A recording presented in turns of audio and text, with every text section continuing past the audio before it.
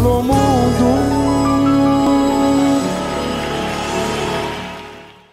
Alô mundo, olha eu aqui. Salve, salve meu povo.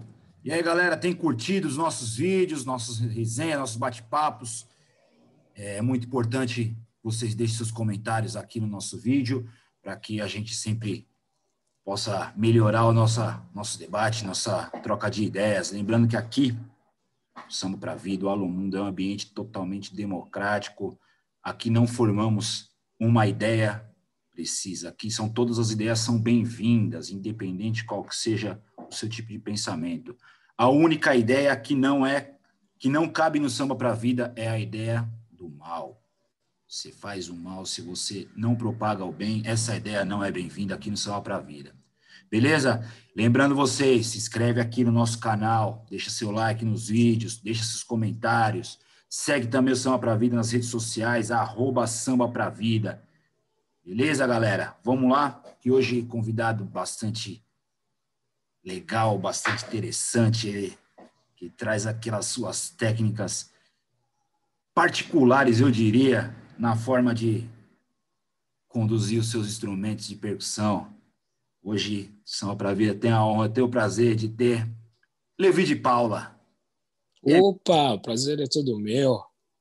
Muito obrigado por ter aceito o nosso convite e por participar dessa resenha aqui. Aqui, como eu falei, ambiente totalmente democrático.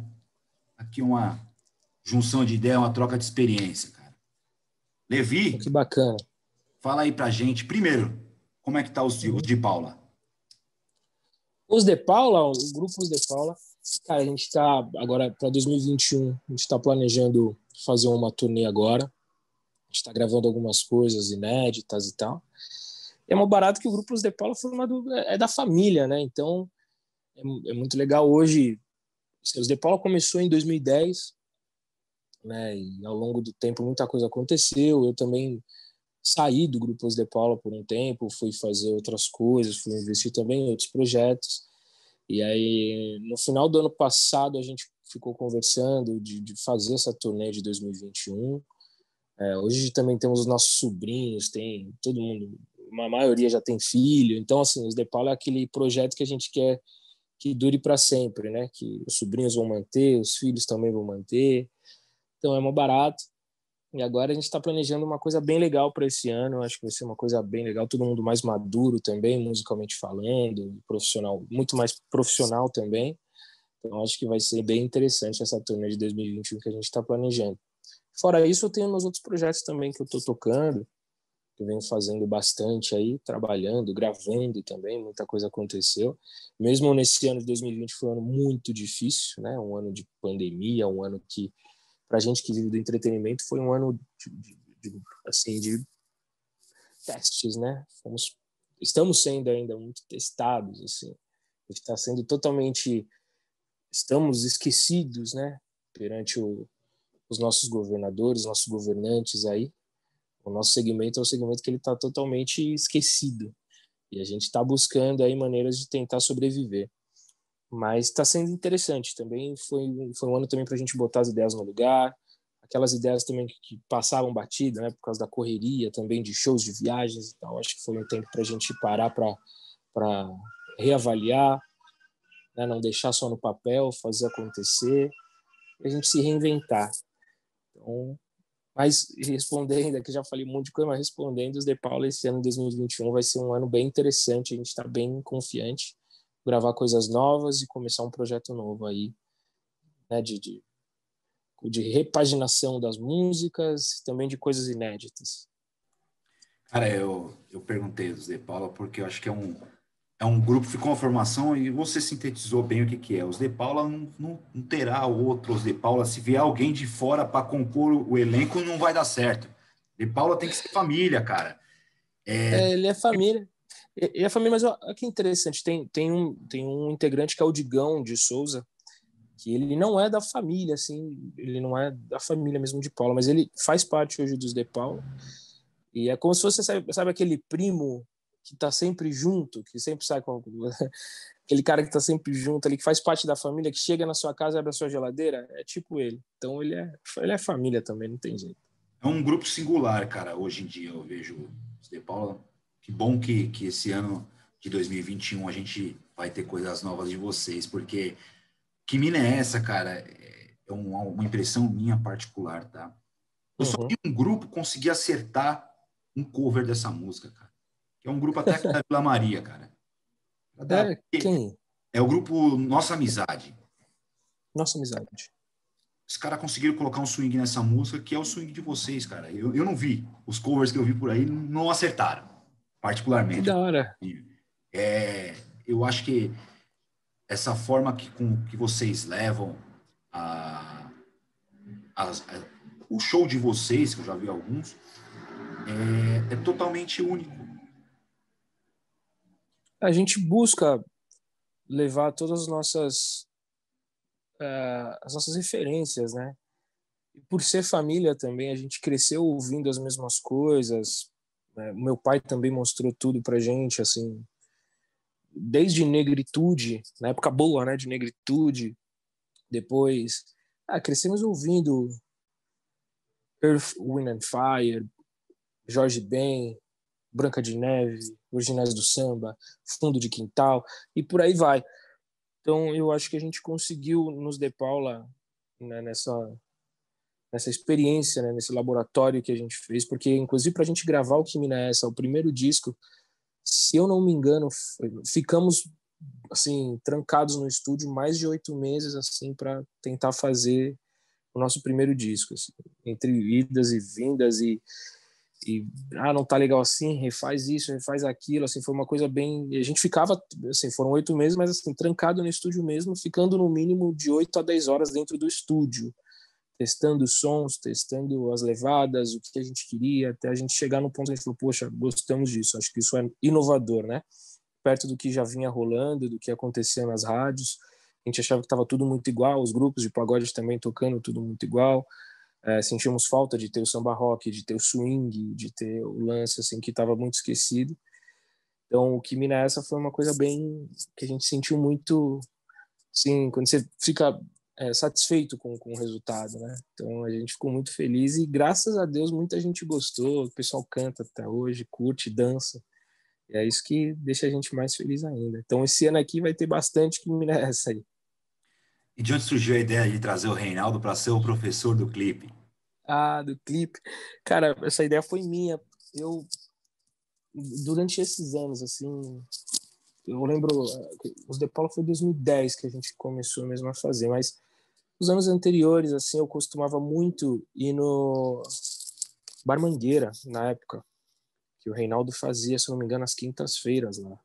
E eu ia muito com os meus amigos, e eu sempre fui muito, meu pai, na verdade, sempre foi muito fã do Reinaldo, meu pai, inclusive, imitava o Reinaldo antes de cantar no Negritude. Meu pai, ele gostava de cantar, de imitar o Reinaldo, tinha assim, o Reinaldo como uma grande referência vocal, e meu pai passou essa paixão pra gente também, eu sempre gostei muito, sempre fui muito fã, e eu ia muito nos shows dele. E aí eu falei com ele, falei, tio, poxa, a gente tá fazendo... Aqui em Minas já tava tocando na rádio, tava começando um burburinho, algumas coisas assim e tal, o pessoal falando, não, os filhos do Netinho então montaram o grupo e tal. E aí eu convidei ele, falei, pô, tio, você toparia participar do nosso clipe, ser como se fosse o professor de samba, assim, pra galera e tal? Ele, pô, óbvio. Ele nem pensou 2 vezes. Chegou no dia da gravação, ele foi lá, tirou uma onda. Que saudade, que saudade. Porque eu tive o privilégio de conviver muito próximo com o Reinaldo, de aprender muito com ele, fazer samba junto, enfim, de ir em vários shows dele. Foi um cara que faz parte da minha vida, com toda certeza. Faz muita falta pro nosso samba. Mas deixou também, assim, deixou uma aula para todos aí. Reinaldo deixou história. A gente aqui da Vila Maria, a gente teve o privilégio de ter o Terra Brasil aqui, né, com a gente. E Sim, sim. Reinaldo gravou os seus 3 pagodes para valer, que eu costumo falar pro pessoal que me pergunta, Vaguinho, me dá uma dica aí de disco, cara. Eu falo sempre 6 discos, que curiosamente são 6 discos gravados no Terra Brasil, que são os 3 pagodes mesmo Terra Brasil e os 3 pagodes para valer. São Para bons mim, esses demais. 6 discos são enciclopédias. São enciclopédias para quem gosta de samba. Então já fica aí a dica. Além das dicas lá do que a gente está com nas segundas-feiras a parceria com o nosso amigo Daniel, do vinil samba. A gente tá com a dica do vinil Que lá, que legal. dá umas dicas de disco pra galera. E, cara, o Reinaldo é assim, é um legado, é uma história e que bom, cara, que a juventude, vocês mais jovens, o grupo mais jovem, consegue trazer essa galera. Porque se a gente for parar para pensar, anos 80, 70, 80, 90, que a gente pega a galera de originais do samba, até ali até a galera do seu pai, as misturas aconteciam de forma bem fluida. Porra, negritude, cara, os caras trouxeram o R&B para misturar com o pagode da quebrada, mano. O pagode que acontecia ali no boteco e fez uma mistura, casou lindamente, tanto que, cara, é um som único também do Negritude. O Negritude, ele traz a influência de Manaus, trazendo tic-tic-tac para regravar e põe numa uma levada de samba também. E a gente não tem, eu não estou conseguindo visualizar, pelo menos agora assim de bate-pronto, algo que foi similar dos anos 2000 para cá, cara. Então, Porque de essas misturas, eu não digo só de negritude não, uhum, tá? sim, sim, de todos. Mas é uma coisa, Legal. mas é uma coisa que a gente costuma discutir bastante. Sendo bem sincero, o que acontece, eu acho que no pagode, no samba, hoje, é voltar aos anos 90, né? Se for parar para ver, tudo que eles fazem é tentar voltar aos anos 90. Por que os anos 90? Eu mesmo criança, eu participei e eu vi que era uma coisa que era movimento. Ele era, ele era o estilo de viver, de ser, o estilo de ser pagodeiro. Então, além das músicas, né? Além da questão das músicas, do ritmo, das misturas também, era, como posso dizer, era o que dava espaço, o pagode, né? Então, nas grandes mídias, era o que levava o que acontecia nas favelas para o Brasil, para o mundo. E aí via, então, o estilo, o jeito de dançar, as roupas, o corte de cabelo, o óculos na cabeça, o pintar o cabelo de loiro, as coreografias que todo mundo acha engraçado, acha legal, mas eram coisas que aconteciam nos bairros, né? Então, por exemplo, que você falou, a mistura mesmo do negritude na época da black music com o pagode, era muito da influência dos bailes que aconteciam nos anos 80, né, de Chic Show, Zimbábue, Clube da Cidade, enfim, de todas essas festas que aconteciam, que eles iam, que eles participavam, que eles juntavam dinheiro, né, dos trabalhos deles para poderem se encontrar com a galera nesses bailes, fazer as danças, fazerem os passinhos. Então, quando eles se juntavam para fazer o pagode, o que eles queriam transmitir, além do pagode tradicional que eles já gostavam, que eles já tinham isso de essência, de raiz, porque já ouviam dos pais, dos avós, já tinham aquilo enraizado na nossa cultura, era de trazer aquilo da juventude deles, então, na época. Então, foi uma coisa muito inovadora e que a juventude, então, daquela época, junto com o Negritude, Só Pra Contrariar, Catinguelê, entre vários outros grupos assim dos anos 90 de expressão, conseguiram trazer, né, a massa numa galera junto e aí criaram esse movimento. Os anos 90, cara, né, como eu disse, eu estive ali presente de criança, mas sempre analisando, assim, sempre vendo muito. E o que aconteceu nos anos 2000 foi o pagode dos anos 90, então ele vira uma coisa assim muito forte. E aí nos anos 2000 ele começa a virar uma coisa mais universitária. Ele era uma coisa que assim, muita gente tinha vergonha ainda de falar que gostava de pagode. O pagode, então, ele era coisa do gueto, ele era coisa da favela, ele era pagode 90, legal, mas não, eu gosto de putz, eu gosto de rock, era isso que acontecia. Então tinha muita gente ainda que tinha preconceito com o pagode e rolava muito ainda as rixas, né? Tipo, quem curtia rock não gosta de pagode, quem gosta de sertanejo não gosta de pagode, quem gosta de eletrônico não gosta de pagode. Então era uma coisa meio ainda separatista. Nos anos 2000, eu acho que teve uma mudança muito grande com a vinda de dois grupos específicos aqui de São Paulo, que eu acho que eles conseguiram quebrar uma barreira importante, que foram os grupos Jeito Moleque e Inimigos da HP, eu acho que eles quebraram uma barreira desse preconceito que tinham, deles levarem o pagode para o mundo universitário. que o pagode até então ele não entrava nesse mundo universitário. No mundo universitário até então a gente tem que parar para analisar, e sendo bem sincero, é para quem tinha uma condição financeira melhor, quem conseguia entrar nas universidades, quem conseguia estudar, né? Então, quando eles vêm e conseguem levar o pagode para esse mundo universitário, o pagode começa a ganhar também uma outra proporção, outros tipos de contratantes, outros tipos de casas noturnas, que é o que acontece com os grupos. Então, muita gente na geração 2000 começa também a surgir um monte de gente, um monte de universitário e de gente querendo montar grupo de pagode, porque era legal, era moda, era legal, era você tocar nas casas então que permitiam, os bares começaram a permitir, os bares mais de classe, né, sei lá como eu posso dizer assim, os playboy começaram a abrir mais esse espaço, e aí o pagode começa a ganhar essa proporção. Porém, dentro do que você está tocando, que eu concordo com você, ritmicamente, de postura, de identidade e de uma coisa inédita, o pagode não teve tanto mais. Ficou meio parado, meio repetitivo. Os grupos começaram a gravar todas as mesmas coisas, os mesmos produtores, os mesmos instrumentos, as mesmas métricas, as mesmas coisas. E aí começou a ficar preocupante, porque o pagode ele ficou uma coisa meio assim, cara, e aí, para onde vai? O que vai acontecer? O show business até então começa a melhorar, né? Os grupos começam a ter outro tipo de contratante, o modelo de negócio começa a mudar, começa a virar uma coisa mais empresarial de fato, deixa de ser só o lance do coração, começa a virar uma coisa mais empresarial, financeiro também. E aí, nos anos 2000 também, eu acho que teve uma coisa que foi importante para o segmento, que foi a volta do Exalta Samba com o Thiaguinho. O Thiaguinho ele mudou uma coisa no cenário dos anos 2000 que é importante, que a gente precisa olhar e falar assim, caramba, é verdade. Ele surgiu de um programa de televisão, entrou num grupo dos anos 90 que tinha tido uma expressão muito forte, mas não tanto quanto nos anos 2000. O que Exalta Samba foi nos anos 2000, ele não tinha sido nos anos 90. Então, nos anos 2000, o que o Thiago fez junto com o Exalta Samba foi uma coisa, foi um fenômeno. Assim, eles chegaram, eles atropelaram todo mundo, porque o Thiago trouxe, junto com o Rodriguinho também, uma métrica diferente de cantar e de trazer a black music também americana. Então, as divisões, o jeito de cantar, o jeito de fazer.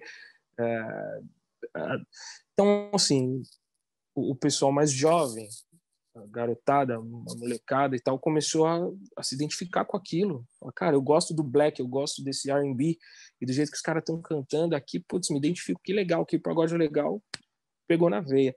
E aí foi o livre para voar, né? Lê, lê, lê, lê, lê, lê, lê, lê, lê. Que eu acho que foi aí que o Exalta também começou a explodir o jeito. E eu imagino pro Thiago que não deve ter sido difícil convencer o pessoal do Exalta Samba, que já tinha vivido toda a onda dos anos 90 e também de se renovar assim para os anos 2000, para a molecada dos anos 2000, o jeito de cantar, eu imagino o quão difícil deve ter sido, mas deu muito certo. Pós-Exalta Samba, pós-saída do Thiago também do Exalta, Sorriso Maroto, enfim, de tudo isso também que aconteceu, né, dos anos ali 2000, vários grupos também tiveram seu espaço ali, tiveram seu momento, e que tem até hoje, né, são grupos muito bem, são consagrados e respeitados. Eu acho que ali para 2010, ali para frente, assim, que a gente começa a ouvir a falar de Mumuzinho, começa a falar de Ferrugem, começa a falar de alguns outros músicos, cantores, enfim, tal, que começam a fazer um barulho, assim, e que nesses últimos 5 anos, assim, que foi o momento deles mesmo, assim, forte, que eu tenho muita esperança, cara.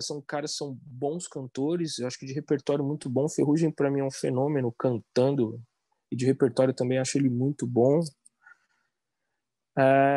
E eu quero, assim, o que eu fico buscando quando eu ouço eles, até quando eu encontro também, é de buscar uma coisa nova, de querer realmente, assim, de querer provocar isso, falar assim, caramba, mas e aí?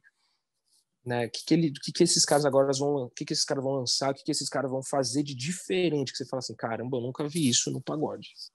Eu nunca vi isso no pagode, eu nunca vi caramba, olha isso, a dança que ele fez. E também a falta de uma coisa que nos anos 90 ainda tinha, que era um show, o show mesmo, né? Que isso, os anos 2000 deixou a desejar faz tempo, assim. Nunca mais eu vi show do jeito que era, com dança, com expressão, com, sabe, de você movimentar realmente, de ser uma coisa de show, que foi onde o sertanejo tomou de assalto. O sertanejo e o funk também. Você pode ver, qualquer funkeiro tem dança, tem bailarino, tem tudo. O cara, ele pega, ele investe numa estrutura, ele faz aquilo acontecer, ele faz com que o show seja impactante. Você vê uma Anitta, por exemplo, que surgiu em 2010, ela virar um fenômeno fora do comum. Assim, hoje ela tem um negócio, uma série dela na Netflix, ela contando, cara, ela fez o Réveillon de Nova York. E você vê que o pagode, assim, ninguém quis enfrentar um mundo também, o internacional, ou de querer ser um superstar realmente, de querer ser uma estrela. E por incrível que pareça, o samba e o pagode é o nosso ritmo, ele é nosso, ele é brasileiro.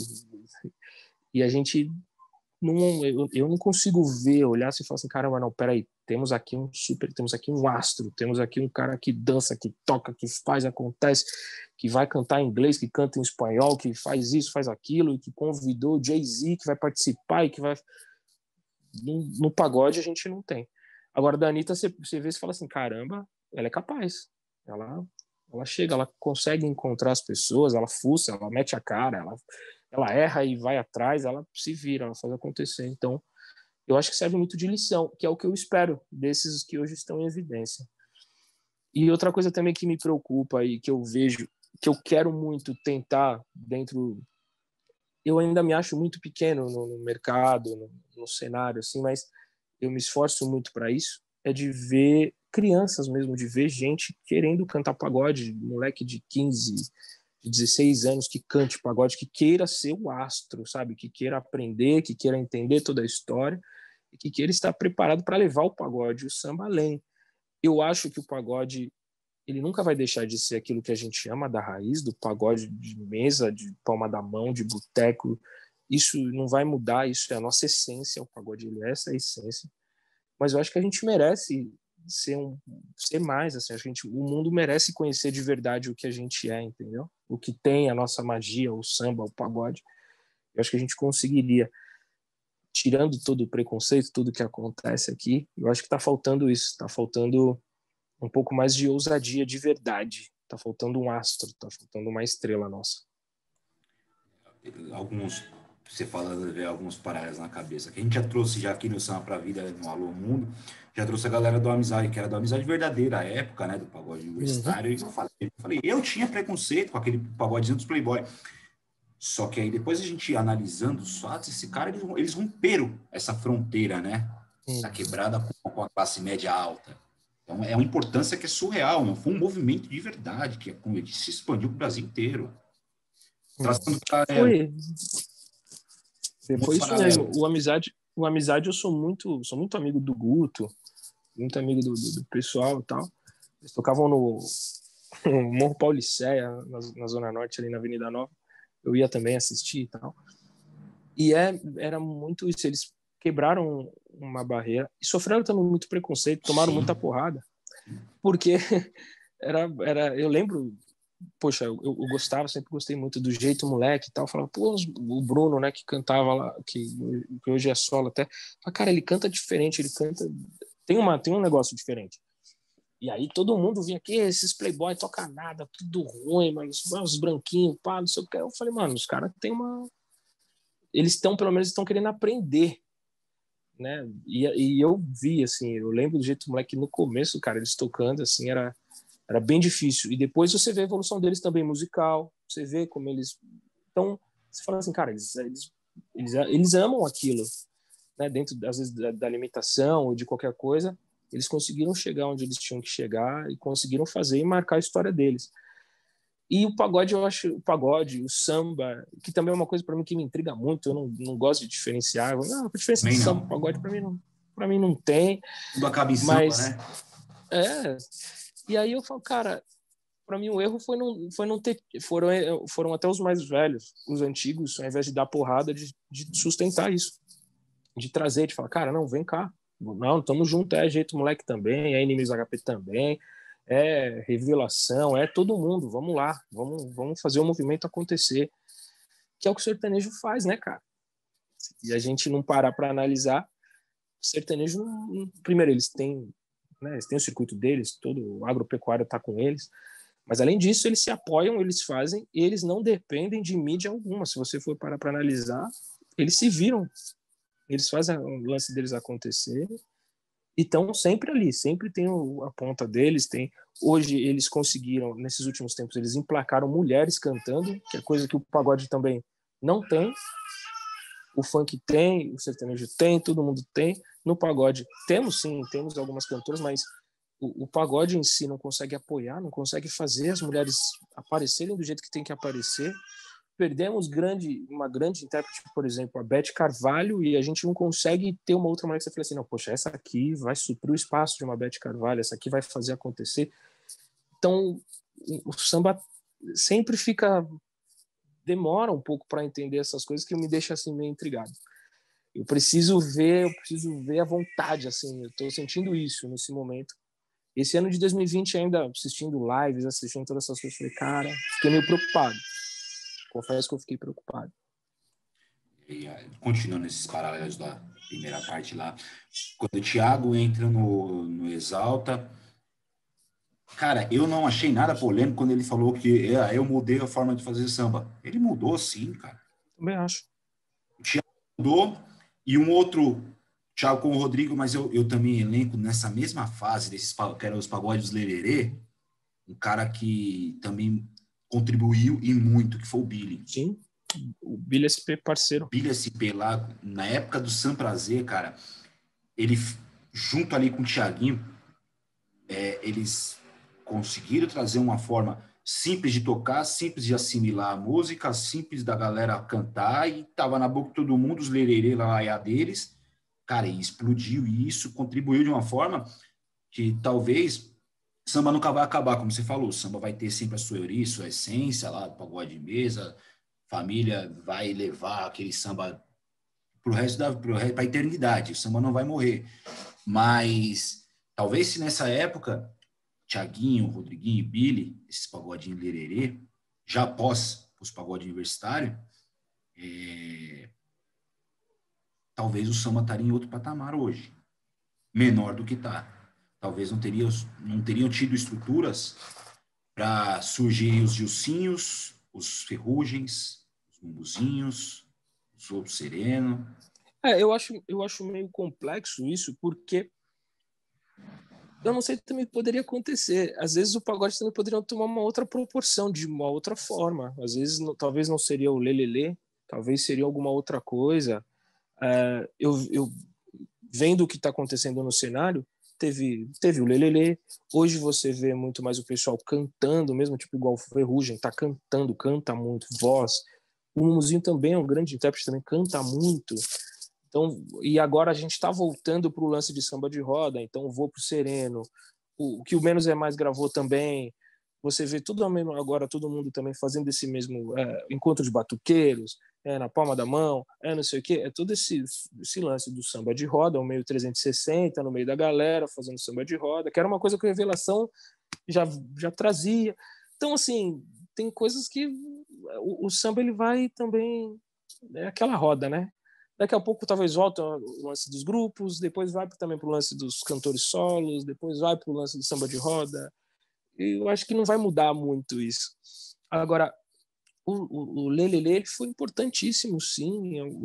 Todo mundo sabe cantar, todo mundo aprendeu. Se deu certo, eu acho que tem que usar mesmo, tem que usufruir. E assim, eu costumo dizer, né? Meu pai uma vez falou isso para mim, é verdade. Ele falou assim: o sucesso ele não tem uma fórmula, né? Se tivesse fórmula, todo mundo seria sucesso. Então a gente tem que aceitar realmente o que está acontecendo, entender o que é sucesso, respeitar o sucesso pelo tempo que for. Ele pode ser duradouro, pode durar anos e pode durar meses, não importa. Sucesso é sucesso. Tem que respeitar o sucesso de cada um, que cada um fez, e buscar. Se você quer fazer sucesso, você tem que buscar ser diferente e tocar o coração das pessoas. né? Então, o Lelele tocou o coração das pessoas, foi sucesso. E mesmo eles fazendo também tantos Lelele, também eles compuseram, fizeram várias músicas também que não são Lelele, que marcaram muito, que marcam, que a galera canta pra caramba, que às vezes as pessoas nem sabem que foram eles também que fizeram. O Billy mesmo é um cara que tem música desde os grupos dos anos 90 já. O Billy é um cara rodado, que já tá gravado por muita gente há muitos anos, as pessoas nem sabem. Então, assim, ele vem buscando, ele já vem compondo, ele já vem fazendo as coisas dele, buscando o espaço dele, buscando o sucesso dele há muito tempo. É um cara que merece todo sucesso, parceiro, gente boa. Gosto muito do Billy. Uma música especial que eu gosto muito dele é do grupo Caluana. Eu acho que Caluana não tem mais, né? Falando, não lembro, Conto com cara do você. Culim. Era do Culim. Essa música é fantástica. Conto com você. Ele tem. Essa música é do Billy. Meu pai gravou música dele É também. O Billy é muito bom. Pequena Princesa, Divinal lá atrás, já era do Billy. Vamos seguindo aqui, ô Bora. Levi. Cara, você fez um lance que eu achei legal, muito bom. Para mim foi fantástico o lance. E, ao mesmo tempo, era uma vidraça, né? Que foi quando você fez aquele lance com o Arlindinho, com o Lucas Morato. Acho que o filho do Krigor também estava, Não, né? era o... No começo foi... O começo do projeto, né? O projeto Tudo de Novo. Foi eu, Arlindinho e Lucas Morato. Aí depois nós trouxemos o Branquinha, que é filho do Branca de Neve. E depois nós trouxemos o Rafa Bandeira, que é filho do Luiz Carlos, do Raça Negra. Esse projeto foi... É uma vidraça, né, cara? Não é? Porque, não, vira uma vidraça, né? Com certeza. Não, ali não tem jeito. Esse projeto existe até hoje. A gente se une, às vezes, faz shows e tal, é bem bacana.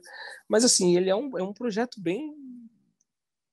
E é para causar isso mesmo, assim. Minha intenção foi de causar esse impacto mesmo.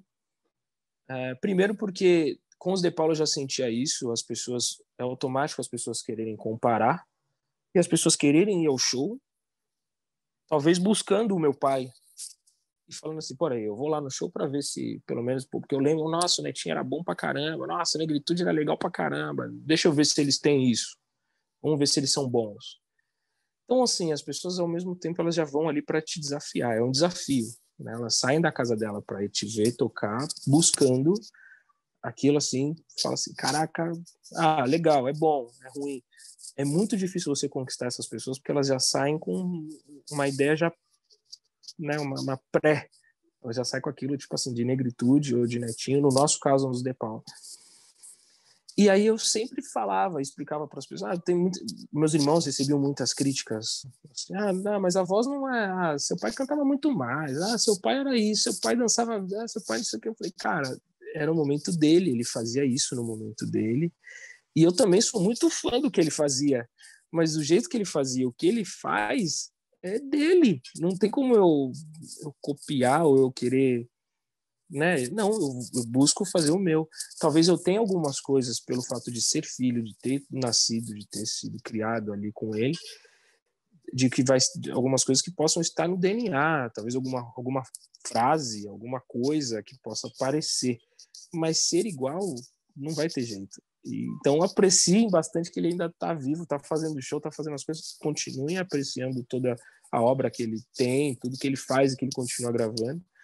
E a gente está buscando uma coisa nova, né? Os De Paula a gente busca, a gente traz a nossa herança e eu sou fã incondicional do meu pai, assim, conheço todo o trabalho dele, participei ali também, então eu sou muito fã.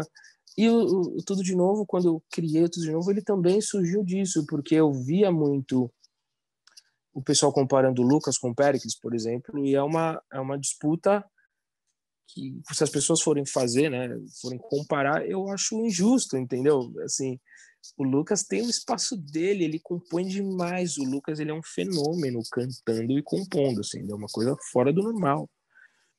E as pessoas talvez ainda não tenham parado para analisar o que ele faz, assim, de fato, né? E o Tudo de Novo foi para a gente homenagear os nossos pais, para a gente cantar as coisas dos nossos pais e também mostrar as nossas coisas, né?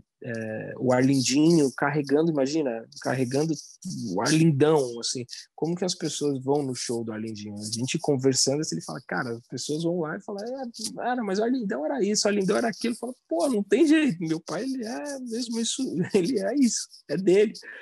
E o que ele passou para mim aqui, eu tento, né, tento levar, tento aprimorar, tento fazer do meu jeito, e foi muito legal. O projeto, de novo, ele é, né, um projeto que ele ainda existe, ele é um projeto assim que me deixa muito satisfeito pelo fato de eu ter conseguido juntar todos esses filhos, né, dos artistas e tal do samba. O repertório, ele é uma coisa imensa, a gente nunca consegue montar um repertório, porque o tanto de música que tem, o tanto de coisa que a gente tem, então assim, cada show a gente fica pedindo tom e sai cantando, a gente não consegue montar um repertório e fazer um show, porque é muita coisa, a gente vai lembrando no meio do show, assim, cara, o Lucas tá cantando, eu lembrei, uma tá no mesmo tom, já canta, o Arlindo lembra umas vezes do meu pai canta, eu canto uma do Arlindão, e assim, é uma coisa fantástica, assim, a química que a gente tem no palco, assim, é muito bacana, muito legal.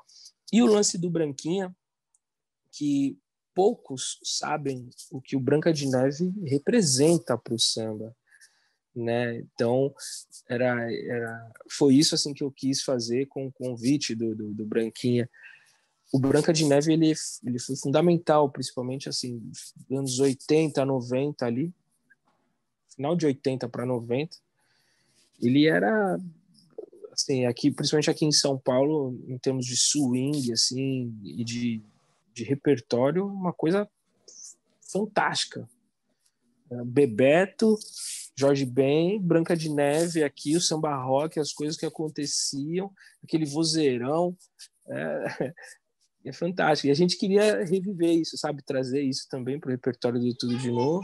E músicas que as pessoas nem sabiam que era dele, né? Tipo, Ô Lábios de Mel, da linda menina, Que o sabe Arte quem perguntou Popular, por você? e que o Arte Popular colocou no Arte... Teatro Municipal essa música, né? Exatamente. O Uma Arte Popular fez isso. O Molejo gravou também ele. Sabe quem perguntou por você? Ninguém. Então, tem muita coisa que acontece que as pessoas não sabem e que a gente queria reviver, queria trazer. O projeto de novo, um projeto que ainda tem muita coisa para acontecer. A gente fez, né, esse primeiro barulhinho assim, mas eu acho que ainda vai mais para frente. Tudo de novo vai ser um projeto bem legal para a gente poder homenagear, não, primeiro os nossos pais, óbvio, mas depois de homenagear também todo mundo que já foi. Imagina o Tudo de Novo, por exemplo, fazendo uma homenagem para o Reinaldo, por exemplo. Seria uma coisa fantástica, assim, todos nós cantando, fazendo um show voltado só cantando músicas do Reinaldo, Almir Neto, Beth Carvalho, Fundo de Quintal. Dá para a gente reviver tudo isso, assim. Então é uma coisa bem bacana, muito grande. Tudo de novo é uma coisa que ainda pode render grandes frutos.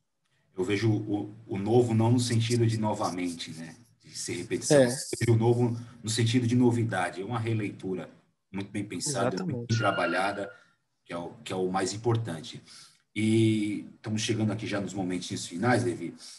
E o Uhum. lance que eu acho que impressiona todos que te seguem, que veem seus vídeos, a sua condução, coordenação motora, como que isso foi trabalhado, cara?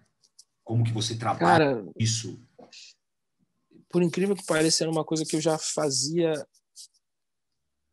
assim, sem pretensão alguma.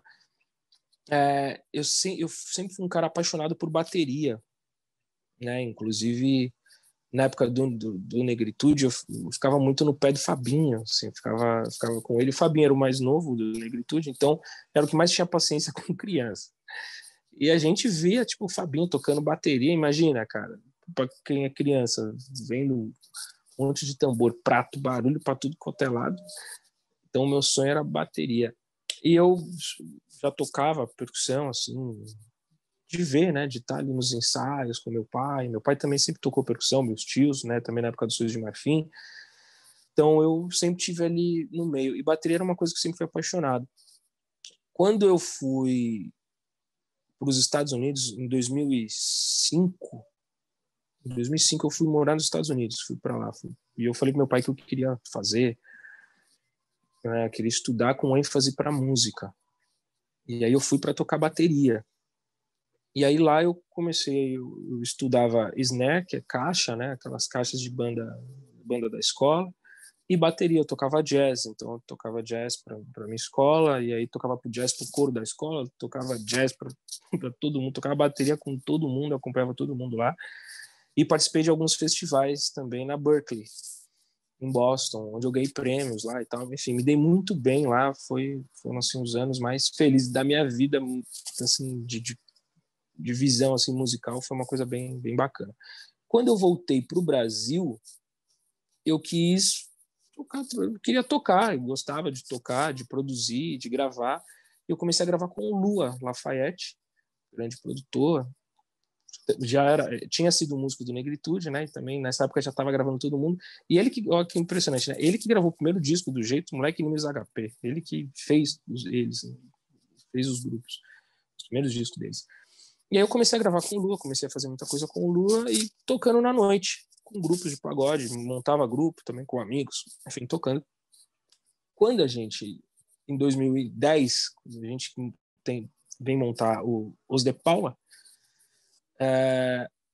o Só Preto, que era o nosso violonista, até então também produtor, ele me apresenta um pessoal do grupo chamado Samba Groove, que eram os irmãos Chica, Renato Chica, Eric Chica, tinha o Felipe Cambeiro, guitarrista, e tinha no baixo o Bião, que, enfim, era uma banda, eles eram uma banda, cara, é impressionante assim como eles musicalmente eles impressionavam todo mundo. Primeiro que eles cantavam muito bem e tocavam muito, e eles já faziam esse lance da independência. O batera, que é o Eric Chica, ele tocava, por exemplo, bateria com tantã. O irmão dele, o Renato Chica, tocava pandeiro com surdo. Então eles já faziam algumas coisas assim. E eu ficava impressionado. E eles vieram fazer banda para os De Paula. Então os quatro cantavam, eu tocava percussão, tocava só surdo até então. E aí eles começavam a me provocar, falavam assim, pô, você consegue tocar, você já toca bateria? Você toca bateria, você toca um monte de coisa, você consegue tocar um surdo com alguma coisa? Eu falei, putz, sabia que eu nunca tentei, eu nunca tinha tentado mesmo. E aí eles pegaram e colocaram surdo com tamborim, surdo com pandeiro, surdo com caixa, surdo com congas, não sei o que lá. E aí eu comecei naturalmente, assim, a executar, a fazer, e eles ficaram impressionados. Falei, caramba, você já toca, você já faz. E eu só comecei a aperfeiçoar, comecei a fazer isso mesmo. E aí, bom, enfim, nos De Paula, então, onde surgiu todo esse lance da independência, eu comecei a tocar só assim, né? Mais de um instrumento ao mesmo tempo, até quando também eu tive o convite de tocar com o Thiago, que eu lembro que o meu primeiro show com o Thiago tinha um repique de anel e um repique de mão, assim, um do lado do outro. E eu nunca tinha tocado os dois juntos. E aí eu subi no palco, tentei e comecei a fazer. Foi muito assim, eu nunca fiz nada, sabe? Vou ficar em casa estudando para acontecer, para fazer. Não, foi muito de intuição mesmo. Mas pós isso, eu comecei a trabalhar isso na minha mente, também para poder passar para outras pessoas, enfim, como a minha mente estava trabalhando para isso acontecer, o lance da independência, né, os movimentos, e comecei a perceber que eu já fazia vários exercícios sem saber. Eu fico me provocando o dia inteiro, eu fico em casa, eu fico tocando na parede, na mesa, assim, do nada, sem querer. E aí eu comecei a me pegar falando, caramba, mas isso aqui que eu tô fazendo, então é por isso que eu consigo tocar assim, é por isso que eu consigo fazer isso e tal. Eu comecei até a gravar algumas coisinhas, até botei no meu Instagram algumas coisas, assim, algumas brincadeiras que eu faço em casa mesmo, sem pretensão alguma, que vai acontecendo. Minha vida da independência foi mais ou menos assim. Confesso que já tentei alguns movimentos, não consegui. Mas é prática, aí é prática mesmo, é ficar tentando. Com certeza. Levi, estamos chegando aos nossos momentos finais. Aqui no Samba para a Vida, no Alô Mundo, os momentos finais é dividido em 3 partes. Primeira parte, uma das premissas do Samba para a Vida é a união das pessoas, é sermos ponte na vida das pessoas, fazer com que elas se unam, que a gente se transforme na verdadeira corrente do bem, que é um amiguinho pegando na mão do outro. É isso aí. E nesse sentido, a gente pede que o nosso convidado indique uma pessoa para que venha conversar com a gente. Maior prazer. Tenho vários. Quem que o Levi de Paulas indica e bate pronto? Cara, o meu pai seria uma pessoa muito bacana. Acho que seria legal para vocês baterem um papo legal sobre... Marquinhos Sensação é um cara, um fenômeno também, um cara que eu venho ficando cada vez mais próximo, sou muito fã. E vários outros músicos também. Eu acho que pegar os músicos que estão na estrada, que estão batalhando, que estão trabalhando, acho que seria legal. São pessoas que têm identidade, que poderiam passar muita experiência. Enfim, aqui são músicos que talvez muita gente possa não conhecer, mas Rafael B2 é um menino que está tocando comigo, que toca há muito tempo, já acompanhou também muita gente, tocou com Eliana de Lima, tocou já também com Sensação, com Marquinhos, com meu pai, já tocou com muita gente, é um cara que talvez teria muita experiência para poder passar. Lua Lafayette, é sempre uma aula conversar com ele também. Enfim, a lista é gigante, se deixar aqui tem muita gente. Você vai fazer a ponte com alguns desses nomes aí. Quando precisar, deixa comigo. Para vir. Show de bola. Segundo momento, Levi de Paula. Qual o recado que você daria para o mundo? Para o mundo? Cara, olha que pergunta difícil. O recado que eu daria para o mundo é... eu acho que seria mais ou menos assim. Vamos deixar a ignorância de lado, porque precisamos e somos iguais. Precisamos nos ver, né? Precisamos deixar a ignorância de lado. Eu acho que é isso. Tem mais empatia, tem mais amor, tem mais compaixão. Acho que seria esse o recado. Perfeito. E por fim, os meus agradecimentos. Levi, foi uma honra poder trocar essa ideia com você, poder ver esse outro lado desenrolado do Levi. E conversa bem pra caramba, não é desenrolado só nas baquetas, não. É desenrolado também na ideia, uma pessoa que a gente percebe que tem uma maturidade muito bem formada, que foi muito bem instruído, e que hoje é o Levi de Paula, não é o filho do Netinho. Obrigado. Você tem uma carreira muito bem consolidada já. Bom, a internet está aí para mostrar, seus amigos estão aí para comprovar isso. E para a gente foi uma honra. E já deixo aqui meu convite para quando tiver a próxima Festa do Samba para a Vida, você já está mais convidado para ir lá conhecer a nossa galera, conhecer o nosso movimento em prol da solidariedade e em prol do samba. Eu que agradeço pelo espaço. Contem comigo, por que for. Passando essa fase chata dessa pandemia, que a gente possa se encontrar para fazer um samba também, todo mundo, tirar uma onda.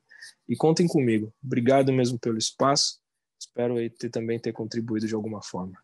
Galera, quem gostou, deixa aí seu like, deixa seu comentário, fala aí qual a experiência com as baquetes, você que é músico, você que não é músico, fala aí, conta pra gente qual é a experiência aí com os instrumentos percussivos, qual a experiência que você tem com a música que mina é essa, os de Paula, que marcou também aquela geração lá quando ela explodiu.